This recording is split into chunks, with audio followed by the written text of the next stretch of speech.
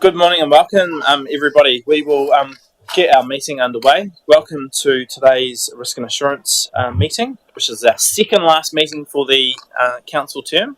One more to go in October in relation to the annual plan. Welcome to staff and elect members and our independent members. We will start off the meeting with our karakia.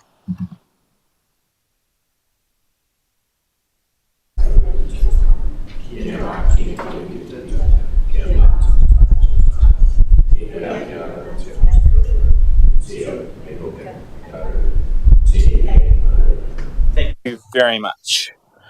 So we have apologies from Councillor Young. If I'll move that, we can have a second for that. Thank you, Councillor Olsen. All in favour?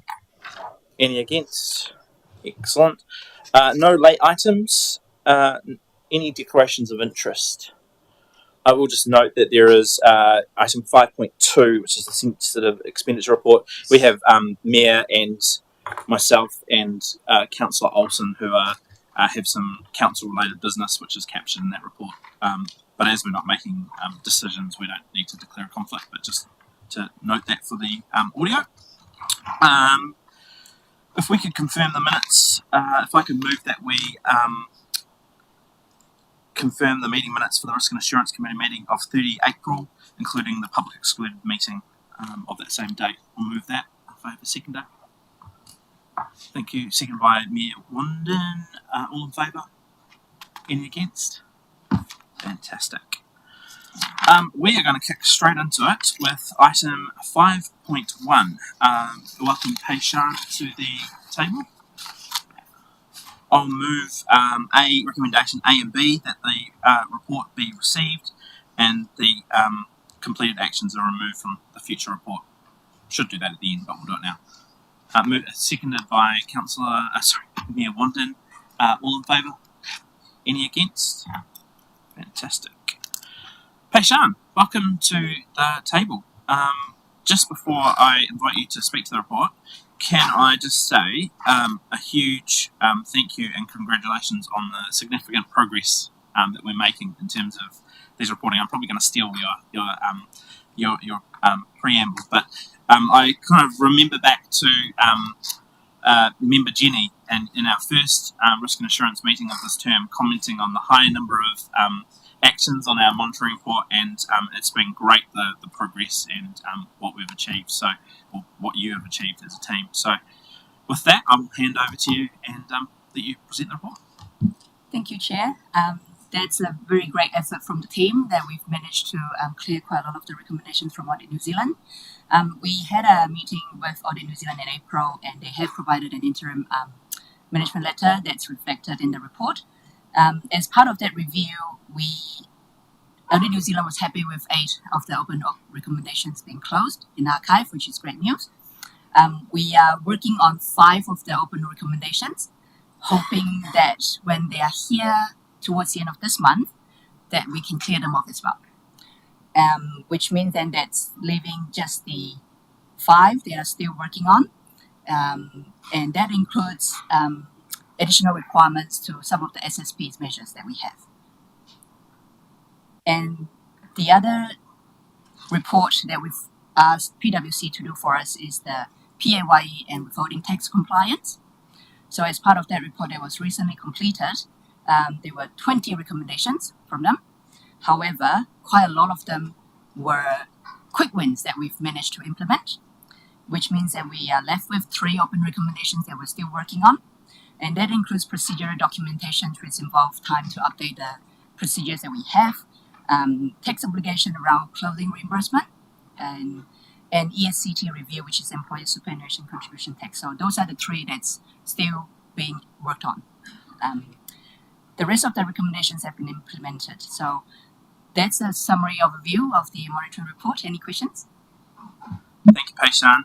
Just to alert members to the fact that the PAYE report is obviously in our public excluded attachments, but if you did have any questions on that, we can, depending on what they are, we can determine if we need to go into committee for those. But with that, does anyone have any questions, comments, feedback?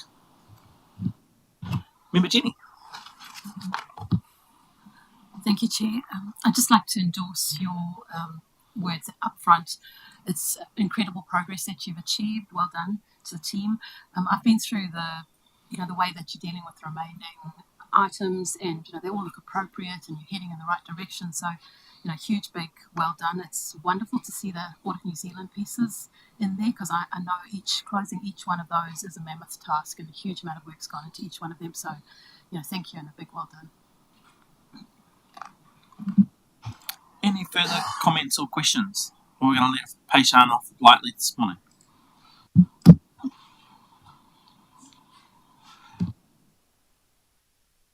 Looks like that's it. Thank you, Pei-Shan. We will then move on to item 5.2. Actually, if you can remain, Pei-Shan, sorry, that's why you were saying still. We'll invite Steve up to the table as well. So this is item 5.2, Sensitive Expenditure Report to June 2025. I'll move recommendation A and B that the report be received and that the matter or decision is recognised as not significant in terms of Section 76 of the Local Government Act. If I could have a seconder for that. Thank you. Seconded by Councillor Olsen. All in favour? Any against? Thank you. Pei-Shan and Steve, welcome to introduce the report. Thank you. Thank you, through you, Chair. Steve has recently joined us as the Senior Financial Accountant, so I'd like to introduce Steve. Steve will be introducing the report. Over to you, Steve. Through the Chair, thank you for the opportunity to present to you today. The only thing I'd just like to draw your attention is I have taken the liberty of changing one of the headings in the expenditure categories. I felt it was more reflective of the nature of expenditure. Other than that, I'll take the report as read. Thanks, Steve. Does anyone have, just acknowledging again that there's expenditure related to myself, Mayor Burney and Councillor Olsen captured in the report for council-related business travel, but did anyone have any questions or comments in relation to the report? No? That was nice and easy, wasn't it, Steve? Oh, no, sorry. Councillor Grimsay. Yeah, I guess that's an interesting point, and I think that just for the record, really for the public, it's just to note that the expenses occurred relative to attendance of elected members to conference was more specifically for the Mayor and those councillors to attend the Local Government NZ National Conference in Christchurch. Thank you, Councillor Grimston. That's very helpful commentary, and Councillor Olsen and I will be doing a report back. Didn't quite get it in time for the last agenda, but there will be just as part of the accountability reporting for that as well. So, yeah, Councillor Olsen's delegated that to me, so yeah, helpfully. Thank you, Steve. Thank you, Pei-Shan. We will then we're moving at pace. We will move to item 5.3, which is our Health, Safety and Wellbeing Dashboard Quarterly Report. Invite Tanya and Ashley up to the table. While you're doing that, I'll move recommendation A, that the report be received. If I could have a seconder for that. Seconded by Councillor Olsen. All in favour? Any against? Thank you. Tanya, Ashley, welcome. Before I invite you to talk to the report, I will just mention that there is two WorkSafe notifications, and that if any members want to discuss that, depending on the nature of the question, again, we might need to go in committee, just depending on the nature of the question, and Tanya will no doubt guide us on that if we're getting into sensitive spaces. So with that, over to you. Thank you. Good morning. Thank you, Chair, and good morning, committee members. I'll take the report as read. This quarter has shown health, safety and wellbeing performance across council is remaining strong, with a 2% increase in the total HDC safety index. We've had strong participation across senior leadership and engagement in health, safety and wellbeing and safety audits. Just an update for you since this report was finalised about our health, safety, health and safety representatives. We now have a full cohort, which is 15, so we're very happy about that, and we're now planning their HSR Stage 1 training, which is part of the position for a representative. On the risk management on page 90, the safety plan reviews are a continuous part of the People Safe reporting system, and the significant hazards and risk register is currently under review across all teams at Council.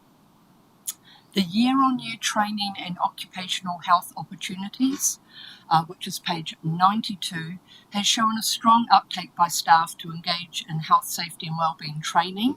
This supports our continuous improvement strategy with a positive learning approach that fosters a supportive environment. We prioritise well-being, and the individual contributions to safety are recognised and valued through that training. There have been 2 WorkSafe notifications in the reported quarter. Both were near-miss events and both were responded to by WorkSafe as not requiring further investigation. Happy to take questions. Thank you. Thank you so much, Tanya. Can I start us off with a question around, I think the report references a slight tweak to our system in terms of where the notifications are going to, in terms of up to the executive leadership team. Is that, yeah, sorry. Do you want to speak to that briefly? Yes, so all of the People Safe notifications that come across through our staff are now shared with ELT, the complete group, which allows our senior leadership to engage in the reporting system, and it keeps that team on top of what is happening right across the organisation. Prior to that, it was linked to group managers. No, that's a positive change. Thank you. Members, any questions or comments? Councillor Grimstone looks like he's first out of gates. Yeah, look, thanks Tanya for the report. Again, reflecting on the 3 years that you've been working on this piece, you certainly spoke initially about having an aspiration of moving these metrics into that leadership space. So I'm keen for you to, I guess, share maybe the couple of actions that you think have had the greatest impact on helping achieve that shift through performing into leadership, particularly in reference to the 2 benchmarks around leadership and worker engagement. Thank you. I think the work we do across the teams in promoting their confidence to understand risk assessment, how training can support them to improve their view of safety, and a general positive improvement in culture around health and safety and well-being has lifted the whole organisation. We focus on the leadership, which you can see is improving within those matrix, and then our worker engagement has been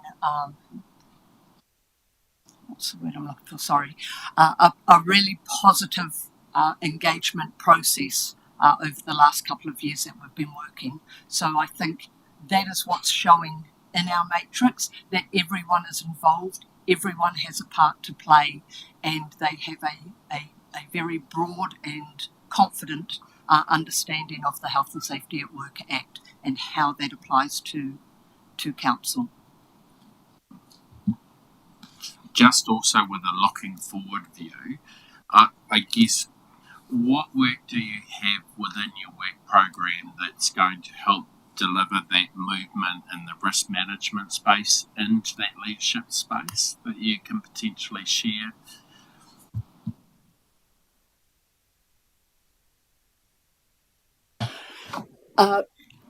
Exciting for us news. We are moving to a new health and safety system. This is something we are working with the MWLAS as a group, and it is a fully interactive system that is a bit more fit for purpose than what we currently have. Currently, we have everything we need, but it does not interlink. It's a bit ad hoc. We have a risk register here and we have our reporting here. So our ability to pull information, follow trends will be far improved with the new system. And so this will give us a much broader approach to our health and safety and allow our staff to dive into those areas from one system. Just to add to what Tanya said, one of the benefits of the system that we are integrating to is the full life cycle, and so there is constant assessment of risk within everything you do. And so at the moment, that is something that we have to continue to remind ourselves to do that at this point and this in a very disjointed system in which we currently work in. And so that full life cycle will tell us at all points, are we assessing the risk at whatever point we go through. That will help with increasing the maturity of staff in terms of that risk space dedicated to health and safety, which will also help us move to that leading space. There are bits and pieces we are doing internally as well from an operational space, which is helping in that risk space. Take 5, some really key kind of tools and tips and tricks that we are constantly sharing, but we will have a more integrated full life cycle with the risk management aspect integrated in it when we move to the other system. But we are continuing to do that internally now. It's just harder to do it. Member Sarah. Yeah, I just want to echo the pride that you should feel in how things have moved on in the 3 years that I've been involved here as well. And what I particularly like is that there are more incidents that seem to be being reported, so people realise it's not a negative thing. So I think that's certainly testament to the culture that's come through the organisation, so well done. Member Sarah stole my notes. That's exactly what I wanted to say. Is just the being able to be on this journey and see it just go from strength to strength has been really, really positive. So thank you very much for the really comprehensive reporting. Feel very assured because of the way in which the reports are framed and again also some of those deep dives have been very useful. But for today, thank you very much for the report. Sorry, actually, I just should invite any further comments or questions. Excellent. Thank you very much. Much appreciated. We will, I think I've moved, I need to, haven't I, Grayson? Yes. We can move to item 5.4. We'll invite Steve and Peishan back for the Treasury update for June 2025.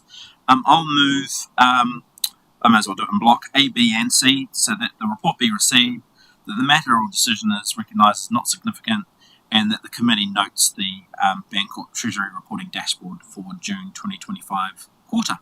If I can have a seconder for that. Thank you, Councillor Grimstone. All in favour? Any against? Fantastic. Steve, would love you to introduce the report, and I'd love you to talk to me about interest rates as well and what's that's looking like. Thanks for the opportunity. Through you, Chair, it's nice to sit here and be the bearer of some good news out of the report in Treasury area. So to start with, there is about 4 points I'd just like to highlight for your benefit. Firstly, the average cost of funds at 30th of June was about 3.77% against the budgeted 4.12%. So it's positive. Interestingly, we were part of a survey with Bancorp as at the 31st of March 25, and they compared our borrowing costs against in comparison to other council entities they deal with as their clients, and we achieved the 7th lowest at 3.82%. The other point I'd like to bring to your attention is the net debt as a percentage of revenue. 30th of June, we achieved 197%. That was below the budgeted percentage of 229 although there was a net reduction in the capital program of about 5 million, which would have contributed to that. And of course, that is well below the 250 percentage of the financial strategy limit. And lastly, in June, we received confirmation from Standard & Poor's that the council's rating was staying at A+ with negative outlook. But going forward, the officers are committed to continuing with the financial discipline that's been achieved and the delivery on operating efficiency targets. Thanks, Steve. Just actually on the net debt to operating revenue, I think some of our public might have seen Mayor Burney heard Mayor Burney on the radio last week, and then there was a Facebook Live earlier this week where the new benchmarking was discussed. And so I think the figure that was being discussed was 213%. Are you able to just talk about the figure of the 197% here in the report and how the new benchmarking works, just so that we understand those two figures in context? Yes, through you, Chair, I can help with that. The formulas that the DA has used, that's following the LGFA covenant compliance. So they have a different exclusion and inclusion rules when it comes to revenue, whereas the net debt ratio that we use has a slightly separate component to it. That's very helpful. Thank you for explaining that. Any questions or comments for Steve and Peishan? Member Jenny. Thank you, Chair. So it's great to see this report, the compliance and net interest costs landing below budget for the year, and excellent news to see that the net debt to revenue level is lower than what had been budgeted. That's really important metric that we need to keep a close eye on. So really great to see that result. In terms of the Standard & Poor's credit rating, that negative outlook piece on the end of that rating is one that we need to be a little bit nervous about. That's telling us that there's still risks of further downgrades potentially.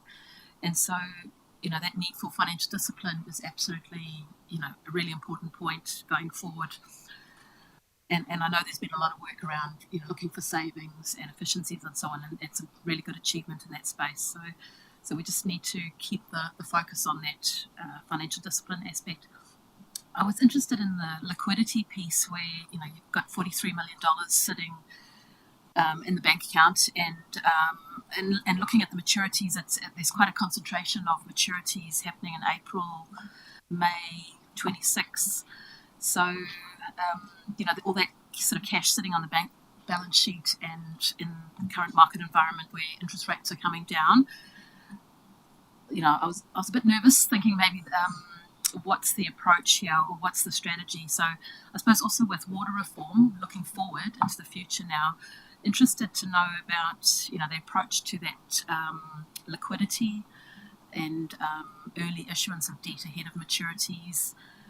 It's pretty complex trying to navigate water reform timing and so on, but interested to understand how you're going to manage the risks around that market environment where interest rates are going down and you've got quite a lot of cash sitting on the balance sheet.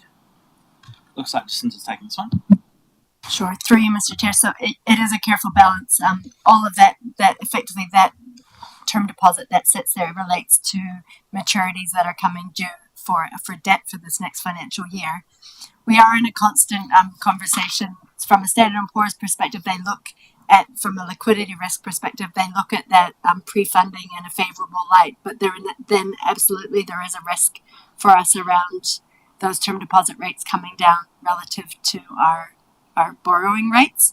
So with Three Waters, I think that's something we are due to have pretty close conversations with our Treasury advisors about, as to how long that makes sense to do given where the interest rates sit.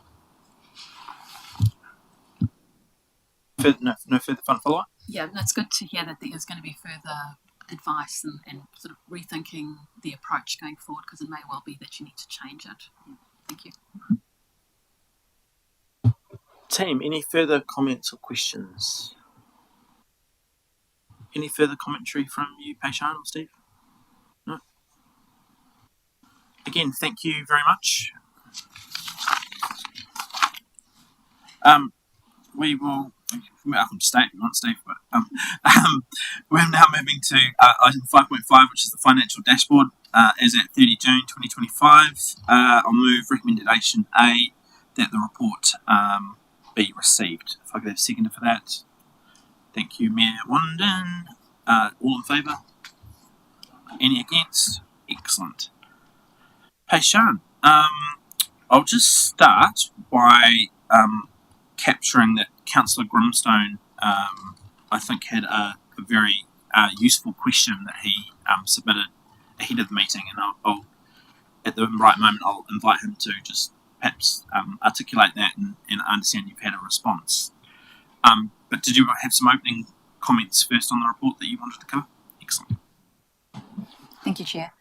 So the financial dashboard shows our preliminary and under-audited results for 30th June 2025. Good news is we've managed to achieve our underlying net savings of just over 800,000. That's against our targets of about 300 to 500,000. And however, our operating results is in deficit because if you include the loss on interest rate swap and landfill provision, those are the main two costs that's contributing to the operating results.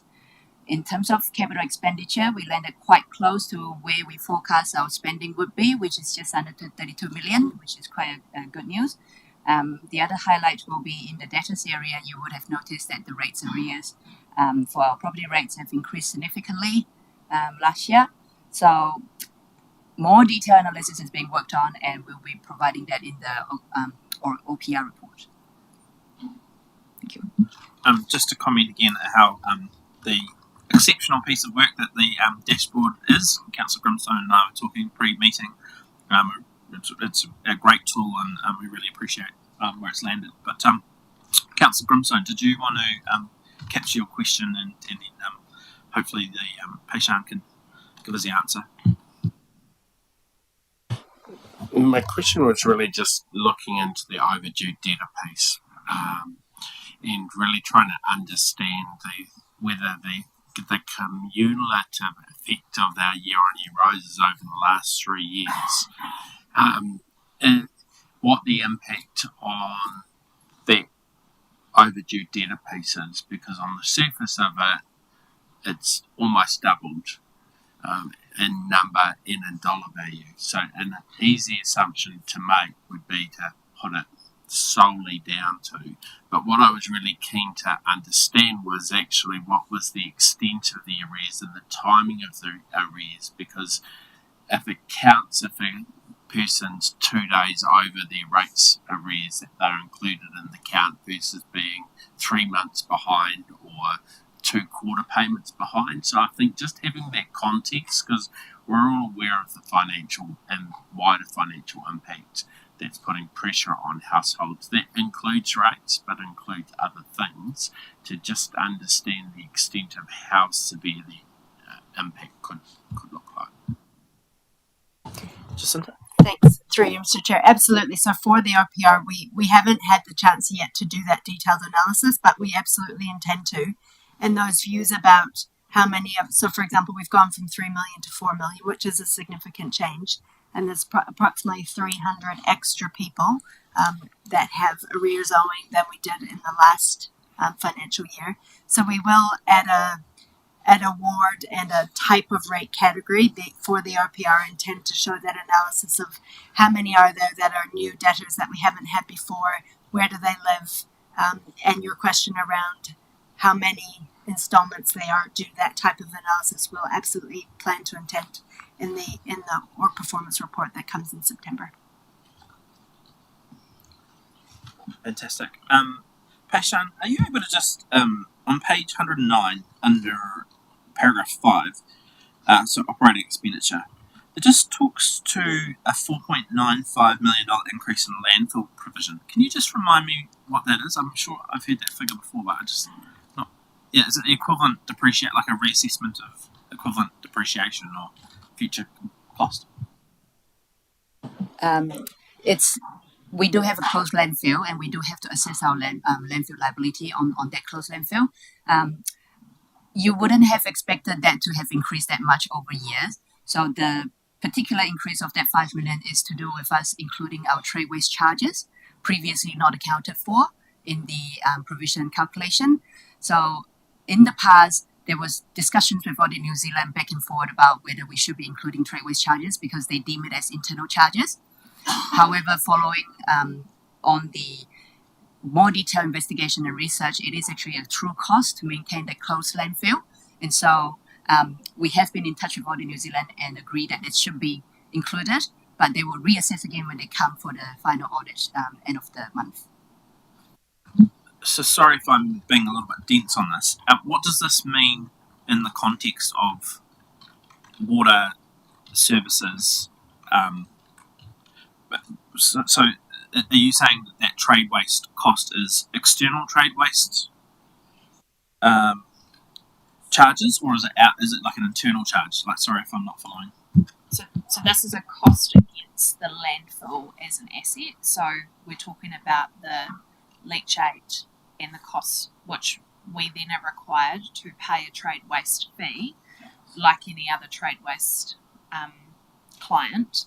We just happen to also be the people that receive the trade waste fee.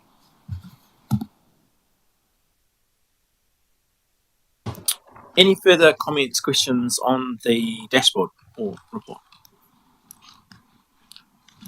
No? Oh, Councillor Grimsay. I really like this dashboard. I think is the second or third time it's been to risk assurance. Third. And if you were using it as a scorecard around how council and council officers are managing your finances, actually there's a whole lot here that indicate that there's been a whole lot of good, prudent financial management to help us transition to this point from looking at the fact that our you could argue capital under expenditure isn't great, but it'll get close. Operating expenditure is around where we want it to be. Revenue is better than what we forecast. The interest rate costs, you've already referenced it. Lowest cost at 3.77. 7 out of those that happen to be managed by Bancorp. There's a lot in here that reflects the work and the financial stewardship that's been on track. So, just a comment to say to you and Jacinta and the wider team, good work. Thank you, Councillor Grimston. That's a really nice overview, and thank you to the team for your hard work. Excellent. Unless there's any further questions or comments, we'll let Pei-Shan go. Thank you, Pei-Shan. That is the end of our public agenda. So we will now move into public excluded.